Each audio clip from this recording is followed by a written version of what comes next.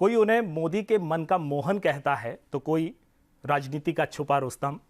लेकिन एमपी के CM doctor Mohan Yadav के मन में क्या है, ये जानने के लिए आज खुद मोहन यादव जी हमारे साथ मौजूद हैं। और चूंकि चुनाव का चक्कर चल रहा है और मंच से आपकी आजकल तारीफ़ें बहुत हो रही हैं, मोदी जी जहां भी जाते हैं आपकी तारीफ़ ज़रूर करते हैं, तो क्या इससे कोई एक बूस्ट मिलता है? देखिए, हमारी नई नई सरकार बनी है और यशस्वी प्रधानमंत्री नरेंद्र मोदी का ये सदैव स्वभाव रहा है कि वो हर छोटे कार्यकर्ताओं का प्रोत्साहन दे करके उसका काम में मन लगा रहे, वो काम और ऊर्जा से करे, तो वो एक स्वाभाविक प्रोत्साहन जैसा है। मैं भी उसको उसी भाव से लेता हूँ कि उनका पीठ पे आशीर्वाद है, ये बड़ी बात है। यद्यपि ये मान के चलिएगा कि कोई भी सरकार 100 दिन के अगर काम कंप्लीट करके आगे बढ़ रही तो बहुत इनिशियल स्टेज है, कोई बहुत बड़ी स्टेज नहीं है। इसलिए मैं उसको उनके आशीर्वाद स्वरूप मान के चलता हूँ कि वो मुझे एक तरह से छोटे भाई की तरह प्रेम करके बढ़ाने का प्रयास कर रहे हैं और मैं उनका आशीर्वाद सदैव इसी तरह से आभार भी मानता हूँ, लेकिन वो हमको प्रेरणा दे रहे हैं लगातार काम करने की। बिल्कुल, मैं यही आपसे जानना चाह रहा था कि ये 3 महीने मुश्किल से 100 दिन का वक्त हुआ होगा, लेकिन 100 दिन के वक्त में अप्रेजल इतना अच्छा हो जाए तो ये इसके पीछे आपने क्या रणनीति अपनाई थी? क्योंकि आप जब सीएम बने और उसके बाद बहुत कम वक्त मिला था कि आचार संहिता है और उसके बाद फिर चुनाव की एक बड़ी चुनौती और उसको लीड करने की चुनौती एक बहुत बड़ी थी। देखिए, काम करने के लिए तो मेरे को थोड़ा प्रशासनिक अनुभव तो है पहले से, तो काम की गुणवत्ता देख करके, आवश्यकता देख करके दक्षता के साथ काम करा लेना ये मेरा स्वभाव रहा है। तो इसमें तो कोई शक नहीं कि दिन कम है, लेकिन ये बात सही है कि कनेक्टिविटी के लिए इफ़ेक्टिव रोल ज़रूर चाहिए और इफ़ेक्टिव रोल में मैं देर नहीं करता हूँ। तो संवेदनशील होना, जनता से जुड़ा हुआ निर्णय होना, पारदर्शी होना, स्वच्छता के साथ शुचिता की आवश्यकता महसूस करना, ये मैं परमात्मा की दया से भाजपा में होने के कारण से बहुत अच्छे से कर पाता हूँ। और वहीं ये भाजपा में प्रदेश के स्तर पे, पार्टी के स्तर पर, जनता के स्तर पर प्रेम भी बहुत मिलता है, तो उत्साह उमंग भी रहता है। लेकिन कुछ निर्णय किए गए जिस निर्णय का जनता ने अच्छा एप्रिसिएशन किया है, कुछ निर्णय के अलावा कुछ हमने कोई, जैसे उदाहरण के लिए कोई गरीब आदमी प्रशासन से अपेक्षा करता है कि कोई कार्रवाई होना चाहिए, तो उस दिशा में कार्रवाई कर दी। घटना होना अलग बात है, लेकिन घटना के बाद त्वरित कार्रवाई करते हुए जनता के लिए रिलीफ पैदा करना, जनता के भी सरकार की जीवंतता दिखाना, इसके कुछ कारण रहे हैं जिस कारण से मैंने फिर भी कहा कि मैं इससे संतुष्ट अभी कम हूँ, क्योंकि समय कम हुआ और बहुत जल्दी आकलन कर लेना थोड़ा जल्दबाजी हो जाएगी। लगातार काम करते रहने से मुझे भी सीखने को मिलेगा और ये माननीय मोदी जी का, माननीय एचएम साहब को, माननीय नड्डा जी का, हमारे प्रदेश के सभी वरिष्ठ नेताओं का, सबका आशीर्वाद रहेगा तो मैं लगभग 2-2.5 साल बाद अपना मूल्यांकन करने का विचार रखता हूँ। बिल्कुल, मैं इस मुद्दे पर आऊँगा और बहुत डिटेल में आपसे सवाल भी करूँगा, लेकिन चुनाव का ऑलरेडी शुरू हो चुके हैं और मतदान भी हो चुका है। छिंदवाड़ा एक बहुत बड़ी चुनौती थी, वहाँ पर मतदान हो गया है और आपने बहुत फोकस किया वहाँ पर। मेरे ख्याल से छिंदवाड़ा की गलियाँ आपने छान डाली होंगी। मैं छिंदवाड़ा 10 बार गया हूँ, 2 रात में ही रहा हूँ। मेरे अलावा माननीय राष्ट्रीय अध्यक्ष जी आए, माननीय हमारे गृह मंत्री जी आए, नड्डा जी, उसके बाद माननीय एचएम साहब भी आए। तो ये बात बिल्कुल सही, हमारे माननीय वरिष्ठ मंत्री कैलाश विजयवर्गीय जी लगातार कैंप कर रहे थे। हमने ये तय किया था कि छिंदवाड़ा के अंदर छिंदवाड़ा की जनता की जो आवाज़ आ रही, जो पल्स हमको समझ में आ रही थी, वो आक्रोश से भरी हुई थी। जब छिंदवाड़ा कांग्रेस से मुक्ति चाह रहा था और मुझे संतोष है संभवतः हम छिंदवाड़ा बहुत अच्छे से जीतेंगे। लेकिन वोटिंग परसेंटेज जो पहला चरण हुआ था उसमें वोटिंग परसेंटेज एक बड़ा फैक्टर है, एक बड़ा कम फैक्टर हुआ है। तो आप इसको कैसे डिकोड कर रहे हैं, क्योंकि तमाम तरह की आशंकाएं उसमें जताई जा रही हैं? बिल्कुल सही बात है। क्या होता है कि जनरल एक वोट का जो हमारा ट्रेंड है, वो पुराने स्तर पे अगर मैं लूँ तो हमारा एवरेज वोट पिछली बार माननीय मोदी जी का 58% गिरा था, लेकिन इस बार हमारा वोट परसेंटेज फसल कटाई के कारण से शादियों का बहुत, विवाह का बहुत बड़ा आयोजन जगह जगह हो रहे थे, मान के कार्यक्रम हो रहे थे, फसल कटाई का समय चल रहा था, गर्मी भयंकर पड़ रही थी। और ये पिछली बार मई में चुनाव हुए थे इस क्षेत्र में, अब की बार अप्रैल में हो गए, अप्रैल भी फर्स्ट वीक्स में हो गए। तो इसका नुकसान थोड़ा सा वोटिंग परसेंटेज पे आया है, तो वो मेरी पार्टी के अलावा दूसरी पार्टी पे भी आया है। नहीं तो आप कैसे डिकोड कर रहे हैं जो आशंकाएं जताई जा रही देखिए, हैं? क्योंकि बीजेपी मूल रूप से वो पार्टी मानी जाती है जो अपने मतदाता को निकाल करके बूथ तक लाती है। मैं इसको इसी तरह से बताना चाहूँगा कि हमारे अलावा बाकी राज्यों में तो और 5-6% नीचे गया है। हमारी कार्यकर्ता आधारित पार्टी है, तो हम जिस स्तर पे आए हैं उसमें हमको संतोष है कि हमारा वोट हम किनारे पहुंचा पाए हैं। अदरवाइज बाकी राज्यों में तो और डाउन गया है। तो क्या जो मिशन 29 आप लेकर चले हैं, क्योंकि छिंदवाड़ा उसमें निश्चित रूप से रोड़ा था, केवल एक सीट हमारी 2019 में बची थी, वो छिंदवाड़ा है। 2014 में हम 2 माइनस करते गुना के, गुना हमारे साथ श्रीमान सिंधिया जी साथ में है, इसलिए कोई दिक्कत नहीं है। तो आने वाले समय में निश्चित रूप से हम ये जो रिजल्ट आएंगे, केवल रिजल्ट की देर है। छिंदवाड़ा तो चुनाव हो चुका है, बाकी के चुनाव चल रहे हैं, लेकिन माननीय प्रधानमंत्री मोदी जी की एक लहर चल रही है, उसका इफेक्ट दिख रहा है सब तरफ, तो निश्चित रूप से हम सब सीट जीतते हैं। नहीं, पिछले 2 जो चुनाव थे, 2019 का चुनाव लोकसभा का और उसके बाद फिर ये 2023 का विधानसभा का चुनाव, वो बीजेपी के लिए एक केक वॉक की तरह था, मतलब इतना लैंडस्लाइड विक्ट्री मिली थी। तो क्या वो जो पेस है, वो जो बहुमत है, वो जो मैंडेट है, उसको इस बार भी कायम रह पाएगा? वो क्यों नहीं रह पाएगा, बिल्कुल रह पाएगा, बल्कि अच्छा आएगा। आप बताइए ना, पिछले 2 महीने पहले चुनाव हुए मध्य प्रदेश में, और मध्य प्रदेश की हमारी पुरानी मेजोरिटी से हम और 1.5 मेजोरिटी आगे तक गए। माननीय मोदी जी का तो प्रभाव था। राजस्थान, छत्तीसगढ़ तो हम हारे हुए थे, वहाँ भी हम निकाल के लाए। तो मोदी जी का जादू चल रहा है और मोदी जी के जादू का सबको लाभ मिला। लेकिन ये देखा है कि पिछले जो सीएम थे उनके बारे में कहा जाता था कि वो पाँव सकते हैं, पाँव वाले भैया हो गए थे। लेकिन आप जब से आए हैं तो लोग जो हैं वो कह रहे हैं कि मोहन जी तो लगता है कि नेचुरली ही उनके पैर में भंवरी है। आप जो है लगातार कभी यहाँ दिखते हैं, कभी कहीं कोई दुर्घटना हो जाती है तो वहाँ भी पहुँच जाते हैं। तो ये जो मंत्र है, क्या वो मोदी जी से मिला है? तो मंच पर ये काफी तो मंत्र देते हैं वो। देखो क्या है, भाजपा के हर एक कार्यकर्ता की उसकी अपनी ट्रेनिंग ऐसी होती है कि वो काम को भगवान मानता है। मुझे इस बात की प्रसन्नता कि हम सब भाजपा के कार्यकर्ता अपनी दिनचर्या में इस ढंग से इसको आत्मसात करके रखते हैं कि हमको अगर जो जवाबदारी मिलती है उस जवाबदारी में डूब के करते हैं, उसको अच्छे से करते हैं। अब ये अलग बात है कि मेरे पास उसके संसाधन है, मेरे पे कैमरा है, मेरे पे आप सबके जानकारी आ रही है, लेकिन मेरे से अनाम ऐसे बहुत सारे कार्यकर्ता हैं जो पर्दे के पीछे हैं, लेकिन वो अपना काम कर रहे हैं, उसी दक्षता से काम करते हैं और उसी कारण से रिजल्ट आते हैं। उसी कारण दुनिया की सबसे बड़ी पार्टी भाजपा बनती है। और हमारी मेजॉरिटी, आप कोई अंदाज नहीं लगा सकता था कि लगभग राजीव गांधी की, इंदिरा गांधी की घटना छोड़ दें अगर, कि जब उनकी 415 की मेजॉरिटी आई थी। अदरवाइज कांग्रेस को भी ऐसी मेजॉरिटी तो नेहरू जी के टाइम पे पहले चुनाव में आई थी, बाद में नहीं आई थी। तो ये जो मेजॉरिटी आना इतनी बड़ी, ये चुनाव केवल उसी कारण से जाना जाएगा जिसको उनसे हमारी भाजपा की अपनी कार्य पद्धति और नरेंद्र मोदी जी का जादू, उनका अपना व्यक्तित्व का बड़ा असर है। आपने छिंदवाड़ा को लेकर के तो दावा किया है, लेकिन एक और कांग्रेस के छत्रप दिग्विजय सिंह जी जो हैं वो आजकल पैर पैर घूम रहे हैं, पदयात्रा कर रहे हैं।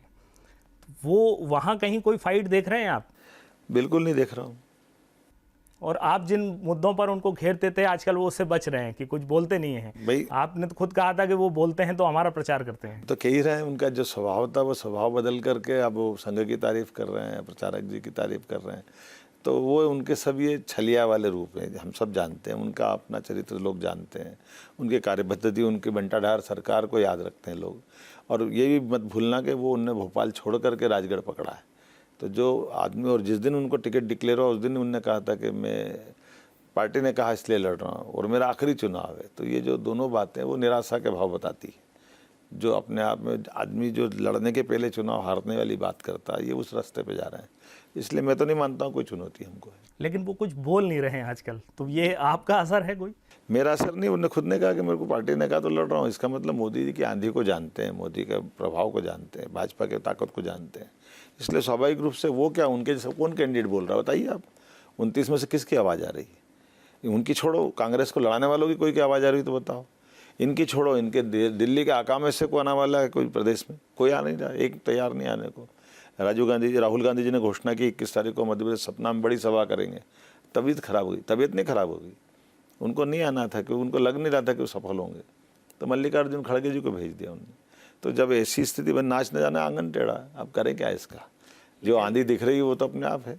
इतना आरोप तो ये लगते हैं कि जो लोग बोलते हैं उनको आप अपनी पार्टी में शामिल कर लेते हैं। अब मैं उनको बोलने वालों को नहीं करता हूँ, जो पार्टी में आने वाला है उनको लाता हूँ, बल्कि लाने की लंबी कतार है, उसमें से हम सब लोग विचार करते हैं। हमारी पार्टी में सामूहिक नेतृत्व की ताकत है, पार्टी विचार करती है किसको आने देना किसको नहीं आने देना। तो हमारे पास 100 आवेदन देते हैं तो उसमें से 10 छांटते हैं। आवेदन आते हैं? हाँ, उसके बाद ही देखते हैं प्रत्येक आदमी से, जो आप क्या मान के चलते जिसको पट्टा डालते हैं पार्टी में लाते हैं, उसके बारे में पूरी खातिरी करते हैं किसको लेना चाहिए किसको नहीं लेना चाहिए। तो क्या स्क्रूटनी होती है उसकी? 100% कोई फॉर्मेट भी है? उसके गुणदोष देखे जाते हैं, उसका आचरण देखा जाता है, उसके क्षेत्र में अपनी कोई आपराधिक छवि तो नहीं है, वो कोई दूसरे कारण से तो नहीं आ रहा, बहुत सारे कारण उस पर देखे जाते हैं।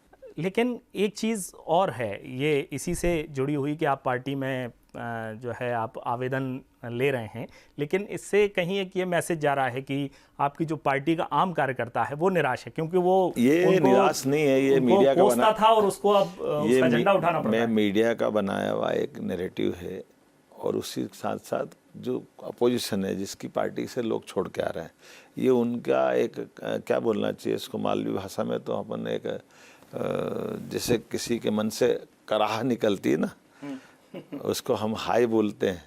ये उनकी हाय सुनाते रहते हैं, लेकिन वो हाय अगर दिल से निकले तो सही है, वो दिल से दिमाग से निकलती कि लोग जा क्यों रहे हैं। वो ये भूल गए कि उनकी पार्टी अपने पार्टी के कैडर को संभाल नहीं पा रही है, उनके नेतृत्व ने अपनी विश्वसनीयता ख़त्म कर ली है।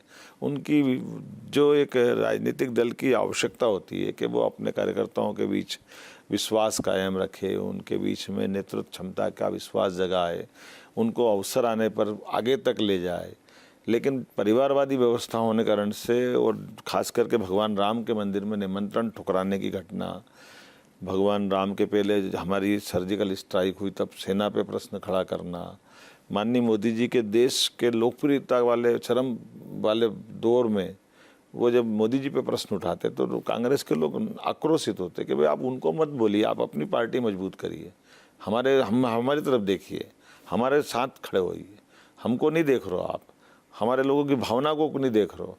तो जब आप भाजपा उसके उलट देख लीजिए कि 50 साल तक हमारे नेता प्रतिपक्ष रहे स्वर्गीय भारत रत्न अटल बिहारी वाजपेयी, वो तो कहीं नहीं गए, उनके साथ वाले लोग कहीं नहीं गए। हमारी पार्टी ने चने खा करके इस पार्टी को खड़ा किया, 2 लोगों से पार्टी खड़ी हुई, आज अब विश्व की सबसे बड़ी पार्टी खड़ी। तो जब तक आप कैडर मजबूत नहीं करोगे, जब तक आप अपने बीच में आइडियोलॉजी की दृष्टि से मजबूत नहीं हो, वही आइडियोलॉजी की बात आ रही कि जो लोग हैं, तो क्या वो बायोडाटा जब देते हैं तो उसमें आइडियोलॉजी चेंज का कोई ऑप्शन होता है? बिल्कुल, मैंने आपसे 2 बात कही है। भारतीय जनता पार्टी में आने वाला कोई भी व्यक्ति जब तक उस आइडियोलॉजी के अंदर समाविष्ट नहीं होगा, उसका कोई उद्धार नहीं है। क्योंकि हमारे यहाँ तो माननीय अटल जी ने भी एक अच्छा शब्द बोला था कि हमारा सबसे बड़ा पद कार्यकर्ता है। इसीलिए आप देखो बड़े से बड़े पद पर रहे व्यक्ति भी सामान्य कार्यकर्ता की तरह आज रह रहे हैं, और मेरे से सामान्य कार्यकर्ता मुख्यमंत्री की तरह भी है, माननीय मोदी जी जैसा कार्यकर्ता प्रधानमंत्री के पद पे है। तो ये पार्टी की विशेषता है, कब किसको कहाँ से उठा के कहाँ बिठा दे, कहाँ से ऊपर नीचे से लिया है, ऊपर से लिया है, लेकिन हर कार्यकर्ता पर पार्टी का ध्यान रहता है और पार्टी उस सब की चिंता करती है। इसी से मुझे ध्यान आया, मैं चूँकि उस बात का खुद गवाह हूँ कि 2003 में आपको बड़नगर से टिकट मिला था और आपने वो टिकट लौटा दिया था, और फिर जाकर के 10 साल बाद 2013 में आपको टिकट मिला। मैं आपको थोड़ा संशोधन करना चाहूँगा कपिल जी, मेरा टिकट तो 1990 में हो रहा था, लेकिन मेरी उम्र कम पड़ गई थी। उस समय 25 साल चाहिए थी और मेरी उम्र उसमें 23.5 साल थी। फिर बाद में मिड सेशन में चुनाव होगा 93 में, तब तक मैं फिर 93 राष्ट्रीय मंत्री से फ्री होकर संघ में चला गया। फिर मैं 98 के आसपास भाजपा में आया, युवा मोर्चा में काम करते हुए, युवा मोर्चा प्रदेश कार्यकारिणी सदस्य वगैरह। लेकिन उसी समय भी 93 के सारे कैंडिडेट रिपीट हो गए थे। संयोग से अलग बात है कि हमारी सरकार ना तो 93 में दोबारा बन पाई, ना 98 में बन पाई। जब 2003 का मौका आया तो जो आपने बताया मेरे को भी फॉर्म मिला था, लेकिन हमारी पार्टी की विशेषता ये है कि पार्टी हर एक कार्यकर्ता को हर एंगल से देखती है।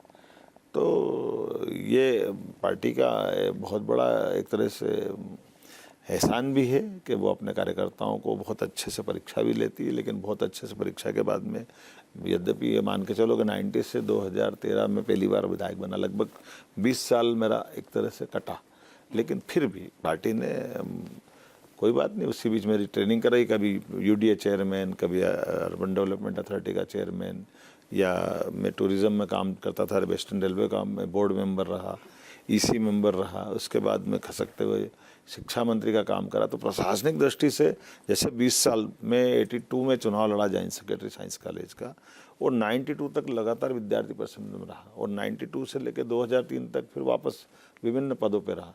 तो 20 साल मैंने संगठन में काम किया और 20 साल सरकार में काम किया, तो लगभग 40 साल तक मेरी परीक्षाएं हुई, लेकिन कोई बात नहीं, पार्टी का काम। बिल्कुल, मैं वही प्रशासनिक क्षमता पर जो मैंने आपसे कहा था कि मैं आऊँगा उस पर, वो हमने यूडीए में भी देखी, और आप लंबे समय तक टूरिज्म बोर्ड के मैं तो चेयरमैन भी रहे, बहुत सारी जगह रहा हूँ। लेकिन उसमें मुझे ध्यान आ रहा है, ये हिंदुस्तान का दिल देखो कैंपेन चला था और पूरे देश वो आज भी याद करता है। क्या मैं यदि सही हूँ तो आपके ही कार्यकाल का वो? हमको 2 बार पुरस्कार मिला, राष्ट्रपति पुरस्कार मिला था उस समय। ये तो एक बार एडवर्टाइजिंग के लिए मिला था, एक बार ये हेरिटेज से संबंधित काम करने के लिए मिला था, और एक बार हमने तीर्थाटन, टूरिज़्म में तीर्थाटन को एंट्री कराई थी।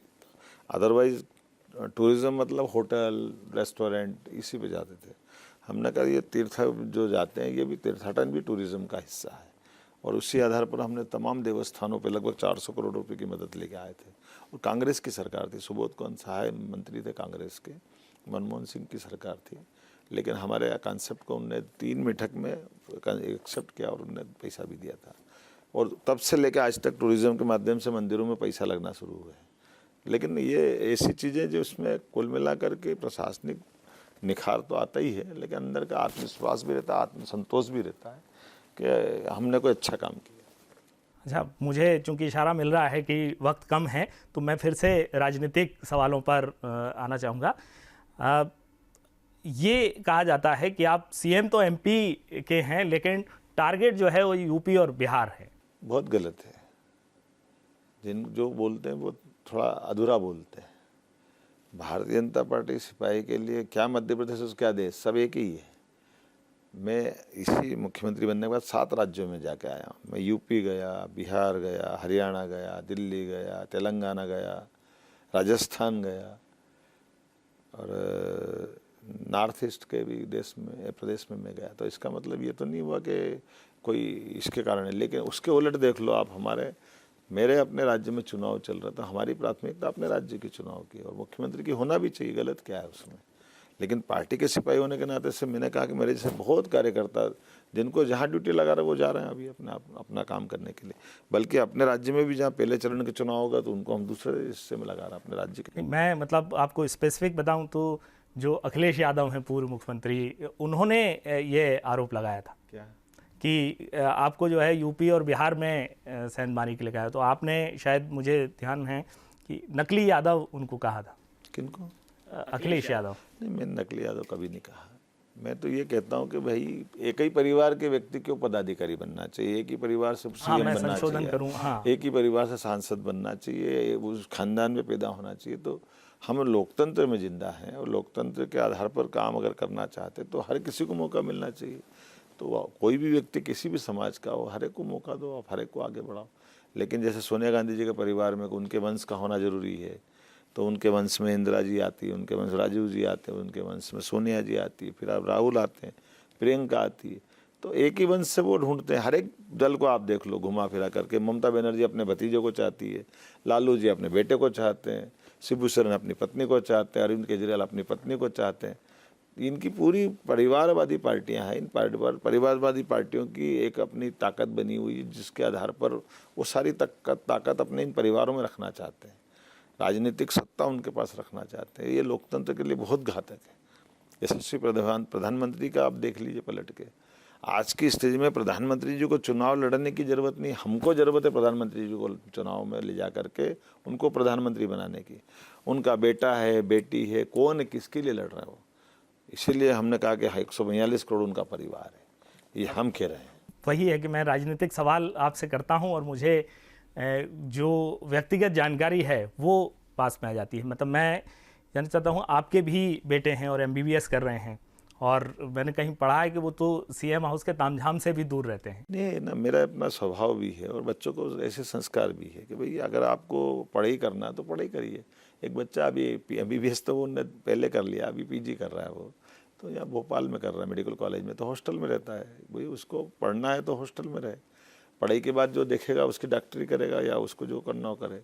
एक छोटा बेटा वो LLM कर चुका, वो उज्जैन रहता है। एक बेटी पहले यहाँ पढ़ती थी, मैं जब उस समय एजुकेशन मिनिस्टर था, टूरिज्म में भी था उस समय, तो वो अपने वो भी हॉस्टल में पढ़ती थी। तो ये तो एक सामान्य बात है। जैसे कभी कभी इसका बड़ा एक मेरे को थोड़ा अंदर से पीड़ा होती है जो लोग इस तरह से कर लेते हैं कि भाई अब हम मान लो यहाँ कोई मंत्री बन के आए, मुख्यमंत्री बन के आए, या कोई टूरिज्म कॉर्पोरेशन या किसी कॉर्पोरेशन में चेयरमैन बन के आए, तो पूरा घर क्यों ले आना अपने को? पूरे घर को लाने की ज़रूरत नहीं है। इसलिए इससे फिर उनकी भी ग्रोथ रुकती है और हम पे भी आरोप लगते हैं। तो सुचिता के लिए ये भी ज़रूरी कि अपना आत्मानुशासन होना चाहिए। आत्मानुशासन में आप अपने कंट्रोल में भी रहोगे और जो आपसे अपेक्षा उसके प्रति न्याय करोगे। तो ये भाजपा है, भाजपा में तो यही होना चाहिए, मैं तो ये मान के चलता हूँ। बिल्कुल। और आपने जो कहा, मुझे ध्यान आ रहा है कि आपने जो अपनी जर्नी भी गिनाई है कि आप संगठन में रहे, संगठन का बहुत सारा काम किया, और राजनीति में ही चूंकि आपको आना था, तो राजनीति के लिए कोई योग्यता तो नहीं होती, लेकिन आपने तो BSc किया, MA किया, उसके बाद PhD और MBA तक की LLB भी किया है। हाँ, LLB भी किया है। तो क्या कोई खास वजह है, क्योंकि राजनीति में आपको आगे बढ़ना तो कोई योग्यता की जरूरत पढ़ाई थी? की मतलब मेरा कहना, राजनीति में आने वाला पढ़ने लिखने वाला नहीं होना चाहिए, ये भी कहाँ लिखा है। राजनीति में पढ़ने लिखने का महत्व है, और मैं आज भी पढ़ता हूँ। मैं भले परीक्षा नहीं देता हूँ, लेकिन पढ़ाई लिखाई मेरा शौक है और करना भी चाहिए, इसमें गलत क्या है, बस चल रहा। एक आखिरी सवाल मैं आपसे पूछ रहा हूँ, चूँकि आपको जाना है, मुझे पता है कि चुनाव का समय है, कि अभी सैम पित्रोदा हैं, उन्होंने कहा है कि उत्तराधिकार टैक्स जो है वो उसकी चर्चा उन्होंने छेड़ी है। तो आप इसको किस तरह से देखते हैं? वो कह रहे हैं कि उनके बयान का गलत मतलब निकाला गया, वो प्रधानमंत्री से मिलना चाहते हैं कि उनको कांग्रेस का मैनिफेस्टो दे दें, आप ज़बरदस्ती उसे इशू बना रहे हैं। अरे भाई, बोलेंगे वो और इशू हम बनाएंगे, ये कैसे हो सकता है? कहा किसने है? और जो विरासत टैक्स की बात कर रहे हैं, तो वो जिसके गुरु बनते हैं उनके परिवार की तरफ निगाह डाल के देखे। राहुल गांधी जी से विरासत की बात करने के पहले हम नेहरू जी से शुरू करेंगे। नेहरू जी की विरासत है इंदिरा जी के पास, इंदिरा जी की विरासत राजीव गांधी के पास, राजीव की सोनिया के पास, सोनिया के बाद राहुल आ गए, प्रियंका आ गई। तो विरासत टैक्स का मतलब तो वो पहले उस परिवार पे ख़त्म हो जाना चाहिए था ना। तो ना तो पद में, ना कद में, ना धन में, जो विरासत टैक्स के बारे में कोई जानते ही नहीं है, वैसी बात यहाँ कर रहे हो। तो अपने जिनको जो उनके राजनीतिक गुरु होने का दम्भ भरते हैं, सैम पित्रोदा, वो राहुल गांधी को समझाए ना कि ये सब बातें वो माने। लेकिन इसके आड़ में देश में वो अपना जो नया आभा मंडल फैला करके अपनी झूठ का पुलिंदा परोसना चाहते हैं। जनता सब समझ चुकी है, इसके आड़ में केवल मुस्लिम तुष्टीकरण के अलावा कुछ नहीं। इसलिए इस बात का सबने खंडन किया और हमने कहा कि अमेरिका के टैक्स अमेरिका को मुबारक। हमारे यहाँ तो पैसा पूंजी जोड़ करके माँ बाप अपने बच्चे के लिए पेट काट करके जाते हैं, सरकार में जमा होने के लिए नहीं होता है। भारत है, भारत जैसी बात करना पड़ेगी। अब अगले चरण के मतदान के बढ़ाने की क्या योजना है? पूरी ताकत के साथ हम लोग पूरे ताकत के साथ लगे और बहुत अच्छा रिजल्ट आएंगे। डॉक्टर मोहन यादव जी, आपने हमसे बात की, इसके लिए बहुत बहुत धन्यवाद। और इस बात के लिए भी धन्यवाद कि आपने इतने व्यस्त समय में टाइम निकाल करके हमसे बात की। बहुत धन्यवाद, आपका धन्यवाद। मुझे अच्छा लगा, अपनी अच्छे ढंग से हमारी बात पहुंचाओगे तो इसका लाभ भाजपा को मिलेगा। बहुत धन्यवाद। नहीं, हम दर्शकों तक पहुंचाएंगे और दर्शक अपने विवेक से निर्णय लेंगे। मेरी तो बीजेपी की, मेरा आग्रह तो करना ही पड़ेगा। बिल्कुल। नमस्कार।